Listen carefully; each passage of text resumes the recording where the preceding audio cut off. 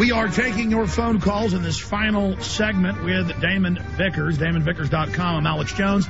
Our websites are Infowars.com and PrisonPlanet.tv. More calls and a huge news blitz of information I haven't covered yet coming up in the next segment. Let's go back to the calls. Let's talk to Andrew in Missouri. You're on the air, Andrew. Go ahead. Yeah, I don't mean to, derail the conversation because I'm loving it. But I just want to know what's up with silver, because I don't hear much about that. Well, silver's good. Great. Glad you called, Andrew. Silver's fine. It's not quite as strong as gold. When you're trading markets or you're investing in markets, you're always going to have the weaker sisters, meaning that there's the strong market and then there's the also ran. My strongest advice to you, and remember this, is that it's generally a bad idea to buy the weaker of the markets. You want to buy strength and sell weakness. Silver has always traded less than the gold. I know the thought being that it'll rack up a greater percentage. Stick with the strongest market. Always buy the strongest market. Does that go for natural gas as being a weak second to oil? You got it, man. Natural gas has been in this deep dive in price for months and months and months and months. You would have thought if energy is bottoming, why don't I buy natural gas? It's cheaper. It only got cheaper. Natural gas has been horrific year to date. So, and silver's not doing the same thing, but I'm just saying it's an ongoing process. Stick with the best. So you're saying nothing succeeds like success. Why buy Yahoo when you can buy Google? The big one has a larger gravitational economic pull and is always going to accelerate mass at a faster clip. Yeah, Google, I mean, something may inevitably displace Google, but you don't see it on the horizon right now.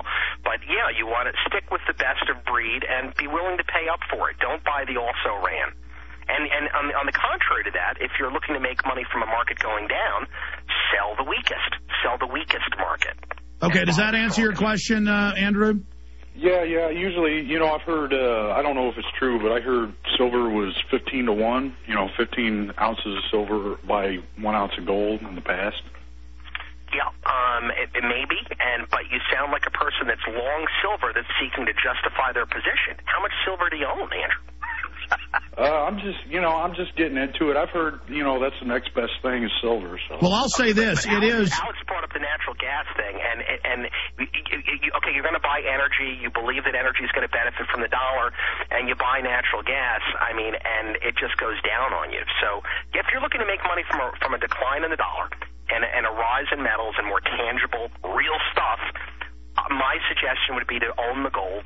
Yeah. And to be prepared to buy it on weakness, because there will be some weakness at a time. Well, Damon, I believe in diversification, so I think I've always told people 70% gold, 30% silver. That's just my layman's view on it. And also silver for the poor man, somebody who doesn't have a lot of money, that's good to get into because some people think it's not going to be as volatile. I mean, who knows? But I think diversification. But obviously, you're more of an expert than I am on that. Let's talk to Karen in Oregon. Karen, you're on the air with Damon Vickers. Go ahead. Thank you, Alex. I think maybe his grandmother didn't marry Rockefeller because she heard about the John Rockefeller that went in and hired thugs to murder people in Ludlow, the miners who were actually opposed to the horrific conditions they had. Not to mention the Rockefellers donated the United Nations, the eugenics that you talked about, and if you want to talk about natural gas, I think Damon right there is certainly full of it. Nice. I like that. Well, my name isn't Damon, it's Damon. And as for the bear swipes at the Rockefeller family, I am glad that I can go to Acadia National Park because of the Rockefellers. I'm glad that the U.S. Virgin Islands Park exists. I'm glad that the Teton Parks exist, and I think they've made many good contributions to the planet. Well, Damon, let me say this. I know there's a lot of fear out there, and all the stuff that you said, I'm against. But certainly. Let me just say this. The Rockefellers are a diverse family, but the big prime movers are really bad news. I mean, I've seen editorials by David Rockefeller praising Mao Zedong in the New York Times. We have that in my film, Endgame. But I don't think we need to set Damon up here as David Rockefeller. He was simply... I'm not David Rockefeller. Yes, we're not interviewing. Though I heard a phone conversation at Bilderberg that was recorded, but the guy in the hotel wouldn't let me use it, where he called up David Rockefeller at Bilderberg 2008 and had a long conversation with him in the morning, and it was David Rockefeller. They called his room at 6 a.m., and it was like talking to Mr. Burns from The Simpsons.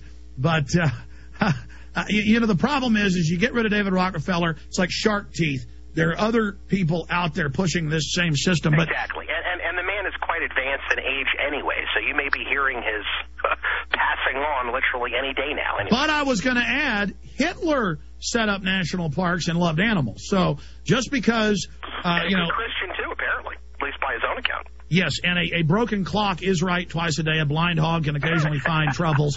I mean, to sit there and say, well, no. I mean, to sit there and say that the Rockefellers